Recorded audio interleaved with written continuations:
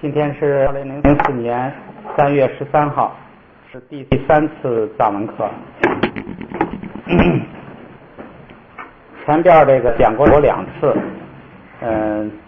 咱们有意识的呢，前2课讲的东西多些，目的是为了让大家一开始学习的这个时候啊，就是有的读，就是多介绍一下，大家呢有的练习，太少了呢，到时候这个兴趣不大。有的练习之后呢，下边的任务就是要来这个纠正发音，就是不要后龙趟子过去，一开始养成这错误的发音习惯啊，到后边养成习惯了还不改了。所以一开始呢，最重要的是把那个发音搞正确。发音正确了之后呢，第2个任务就是多次重复，这个正确的发音呢，尽量的固定住。字母呢看了就能认识，反应速度呢要快一点。这样的话呢，你那个到后边的课呀，学了新规则后，你那个原来的规则比较熟悉啊，你学了新规则之后啊，心里很清楚，就是接受的很明白，不容易混。如果你要是前边这个重复次数少，反应不过来呢，学新规则的时候，你旧的还在想这个旧的规则，这个碰到这个是念什么，然后再加那个念什么，这样你就跟不上了。到时候这个就是效果啊，就越来越难，这是一个恶性方法。如果你要是前头重复次数多，这个搞得就比较熟悉呢，来一点新的呀，很快就消化，而且很清楚，很简单。因为他每次讲的东西都不多，以后咱们基本上就是一次讲一课。每次讲的东西不多，这样呢，你进来原来基础好，进来就很快消化，就是良性循环。所以呢，一开始啊一定要多练。咱们这节课呢，主要就这个从前边呢复习一下，主要目的呢就是要纠正大家这个要正确的发音，再一个就是一些规则呀什么，大家要理解好。现在前边有这么几节课基础来了，大家了解一些了。现在我再讲有一些啊，咱们就能够理解的那个比较明白一些。现在就开始，咱们先翻到第1页，再把这个字母发音再练一遍。开始啊，嘎哈卡拿加掐娘大他拿巴马扎瓦霞呀拉虾这个由于咱们这个教材啊是这个专门给会汉语的人编的，用的是汉语拼音的拼音，所以咱们这个有一个优势啊，就是这个发音你绝对能够那个，只要你认真绝对能发出来。虽然汉语里头这个组合起来都没这个发音，但是这个它都是汉语拼音字母，所以你一定能够拼出来。所以一开始啊，你要费点劲儿，一定要认真。这个究竟发音是怎么回事？你比如听又像这个又像那个，你就用汉语拼音去拼，一定能够把它拼出来。无非就是点事儿。整个这个字母里头呢，就是那个这个好像是这个平常咱们汉语里头发音比较少，就好像难发。其实这些因素汉语里头都有。这个发音方法就是你这个你看汉语拼音里头有这个，你看昂啊、翁啊、什么啊，它都有那个尾叫跟啊拼起来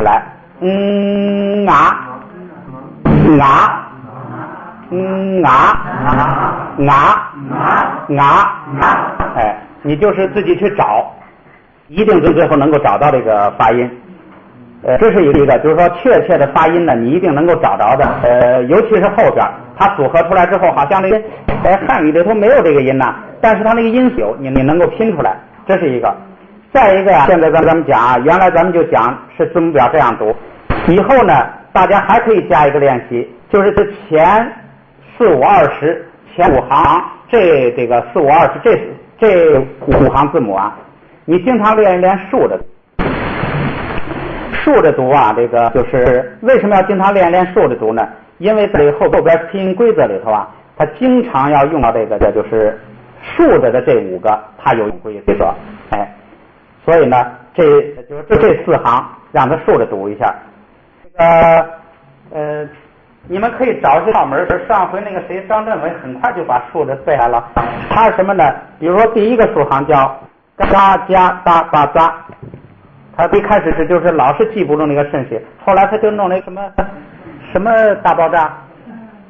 咔嚓大爆炸啊，嘎加大爆炸，哎，结果呢，他就嘎加大炸，嘎加大爆炸，他一下就很快就记住，嘎加大爆炸，什么咔嚓大爆炸哈，不是嘎大爆，嘎加大爆炸，别管是谁家大爆炸，反正你嘎加大爆炸这个呢之后啊，后边那第二行第三行都好念了，你咔嚓大爆炸，咔嚓大爆炸。俺娘那么娃，老这么这个就是顺着读一读，后边很多规则呀都是这个，尤其是第三竖，很多规则专门就是跟这个第三竖行有关系。咱们在那也念一下啊，嘎加巴巴扎，咔嚓啪啪嚓。咔嚓啪啪啪嚓，阿娘那妈娃，这个没事的时候呢，竖着读一读，下边那两行半呢，不要竖着读，那个没有意义。它就是前6个是2声，后4个是1声，就记住这么一个规则就行了。这是多一个练习，这是字母表，咱们就过去了。第二页的这个单词呢就不读了，咱们就翻到第2段，就是第7页。第7页呢，对了，这个里头的这个课文里的讲的这个课文啊，你们自己看。咱们在这啊，你比如说像那个第4页，他讲说每一个音节啊都用一个小点隔开，就是每一个字就好像我们汉字一样。它每一个字跟每一个字间啊都有一个小点，所以字跟字呢不会这个拼混。然后呢，每一句结束的时候呢，画一个竖道。像这个呢，你自己去看去。说卡那个嘎卡这两个呢不用画竖道。慢慢的这些呢你自己看一看就知道了。就这个要读一读，琢磨琢磨。下边咱翻到第7页，看这4个元音字母。记住，它实际上是5个元音字母。还有一个啊是没符号，没有任何符号表示的，就是一个辅音本来是读不出来的。比如说第一个嘎，这个字母本来不念嘎的，它的发音是念个，由于这样念呢念不出来，所以呢它给的这个所有没有任何元音的字母都给它加上一个元音字母啊，所以呢等于嘎是它的名字，不是它的发音。就是读这个字母的时候，它的发音是个。它的名字是嘎，给加了一个元音啊。这样的话呢，没有所有的辅音都不带任何符号，就是加了元音啊，然后再加上一、u、i、o 这4个，就成这个5个元音字母。每一单词啊，不是单词了，它这个叫每一个字吧，它其实这个藏文跟汉文很相像，每一字啊里头必然有一个元音。必然有一个元音，然后其他呢都是辅音来这个帮助这个元音发音。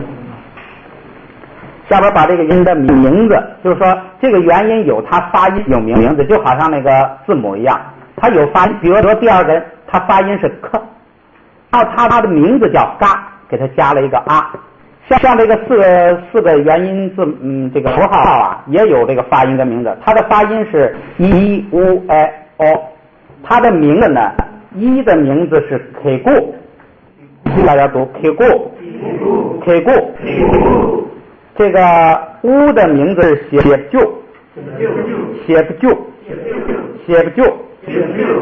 这个 I 的名字是真包。这个 O 的名字是哪若。这个呢，你要这个就是把它的发音跟它的形状记起来。你比如说这个乌，你看这个写不就这个符号的这个样子呀，就很像那个乌，所以你就一记，就一看到这个，那就是这个，就是乌，把它联系起来。这是这个发音。你像这个呢，发音是 I， 你就跟这个 I 联系起来。然后跟它的名字要联系起来。你比如说这个哎的这个名字叫什么？叫枕豹。你看它就像跟真人似的，哎，枕豹，哎，像这个窝是哪肉？你这俩自己去联想去，就好像一个飞鸟一样，哪肉？哎，这个自己第一个 K 部啊什么自己去联想，找一些小窍门来把它记住。记就是为了什么呢？到时候反应快，哎，一看这个就读出它的名字来。这是元音字母。过来呢，咱们就一块练习发音。第8页，咱们把这个发音练习一下啊。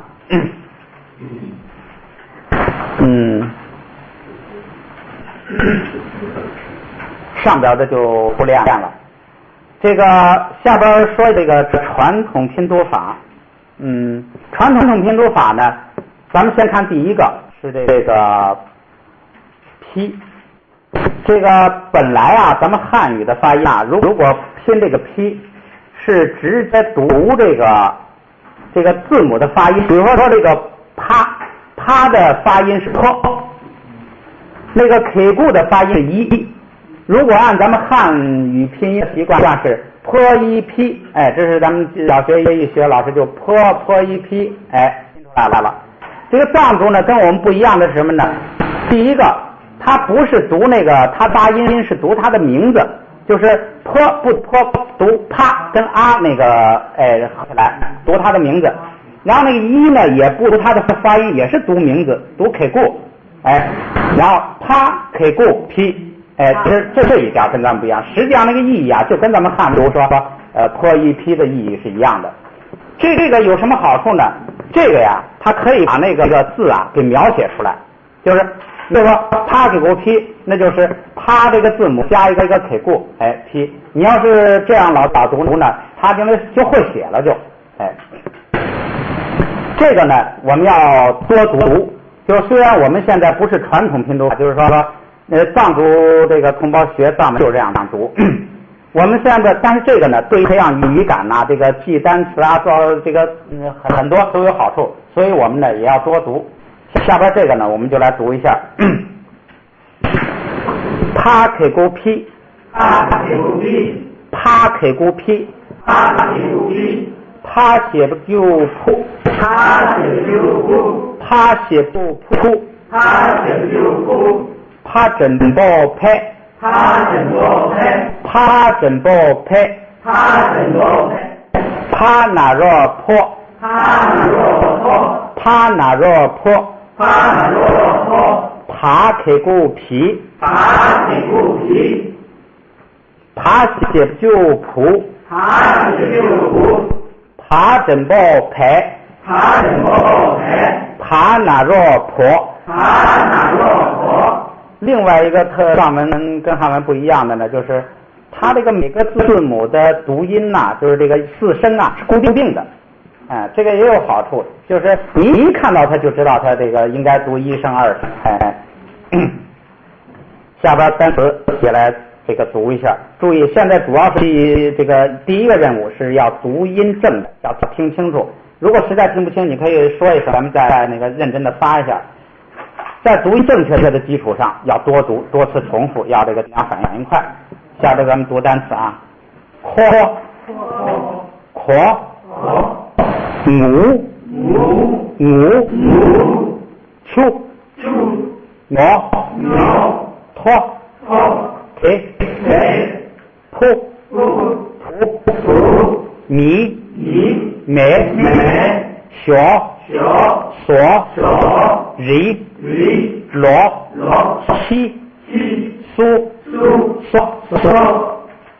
像这些这个，你比如说藏水讲的那个秋，咱们汉里头没这个发音，但是在汉语里头有这一组七跟乌汉语里头是不拼的，但是那个咱们可以拼起来，七乌秋，哎，你可以很准确的把这个发音掌握，哎，这个后边还有很多发音就是这个，就是汉语有这个音素，但是从来不拼，我们就硬给它拼出来，发音是可以搞得很准确，哎，比如说第三个，跟乌母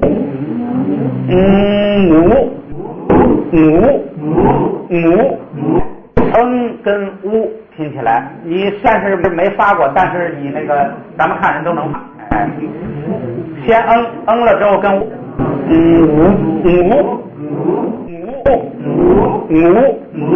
哎，可以发拉的很准。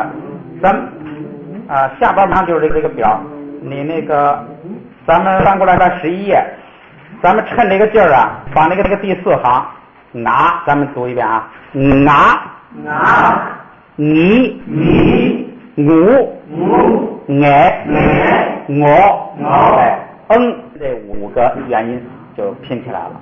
就说听着好像别扭，实际上咱们汉人发，哎，就是一个你就是多练习的事儿。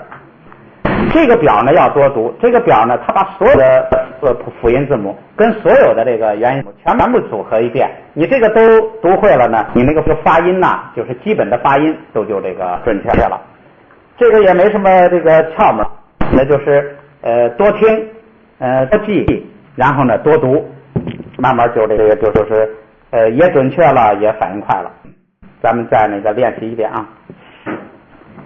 嘎滴咕给锅卡七哭贴科卡七苦贴科牙你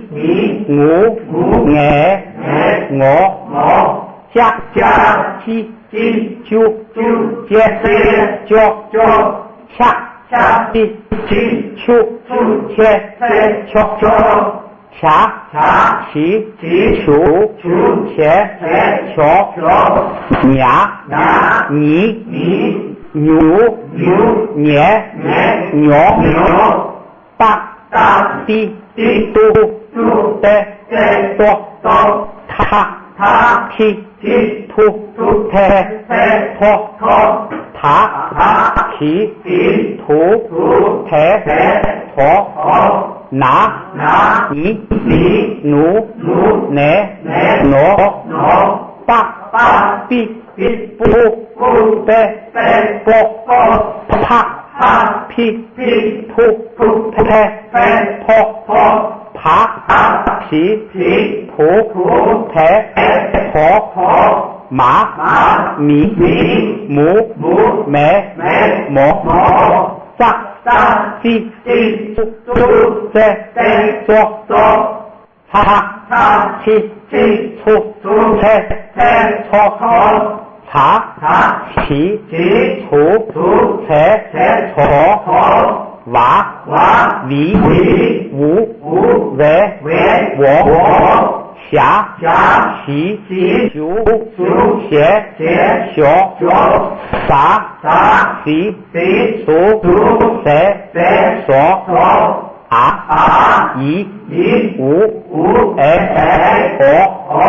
牙一有也有ra ri ru re lo la li lu le lo xa xi xiu xie xio sa si su se so ha hi hu he ho i u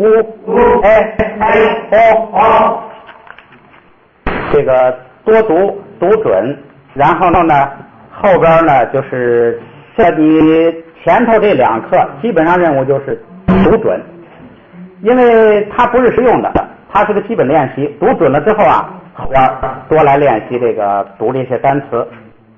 下边呢咱们再把这个就是3课这个就3个规则，有的同学可能下边说这个没听明白是怎么回事咱们来那个再介绍，你听了一遍有点印象，再来介绍就这个就比较清楚了。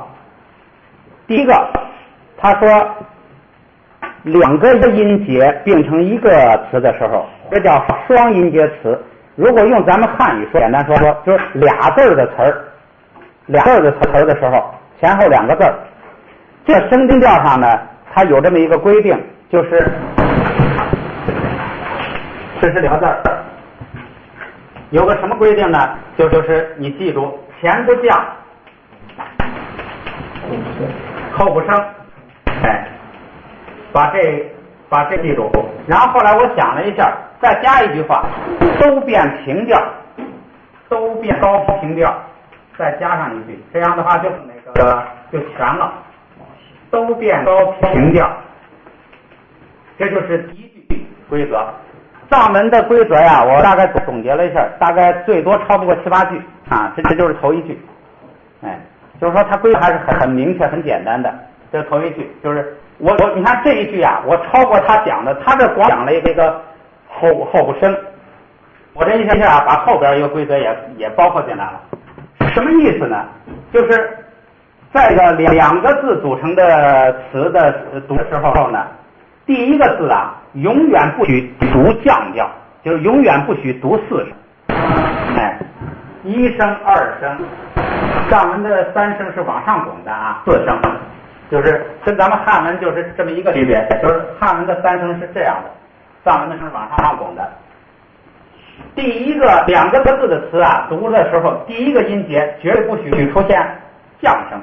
说那碰到降声怎么办呢？变成高平调，就是变平声。哎，比如说第一个如果是秋，哎，你就要读秋，就是第一个音节不许降，这个禁止的。后边呢不许升，后边不许从低处往上升。如果碰到后边这个字就是比如卡，就是从低处往上2声升的，怎么办呢？变成高平调，变成咔，哎，就这么简单。就是说在藏文里头不允许出现这个就是两个字的词啊，不允许出现中间低的这情况，就是前头降后头升，这不是中间低吗？它只允许出现什么呢？前头升后边降，就跟这跟第3声的符号一样。哎，前边的这个字只许升或者是平，后边这个字只许降或者是平，不准前不降后不升，就这么一个规则。你这么一记，简单了。就是前边碰到降的变成平调，后边碰到升的也变成平调，就这么简约规则。永远不许读这个前边降后边升，可以前升后降，这就跟他的那个3声发音一样。3声的发音，我说过，那个我们汉语这多的是，你就是不习惯。实际上习惯了呀，比这个汉语的这个3声啊发起来顺。我们这个叫3声，这个窝一下很别扭。它这个往上拱就省事了。你比如说，那喊着哎，你说这个就是它就是中间拱起来的，中间拱起来好发音。那我是不是啊？所以你汉语的那个往下拱啊，就脖子窝一下不费事儿，它这个省事儿，往上一拱，还有一个就是我说你要是想详细体会，就是那个听明白话之后。这是个典型的中间拱起来。这就是那比较这个拉慢了的。如果快了的就你如果要是那个直接4声是什么呀？4声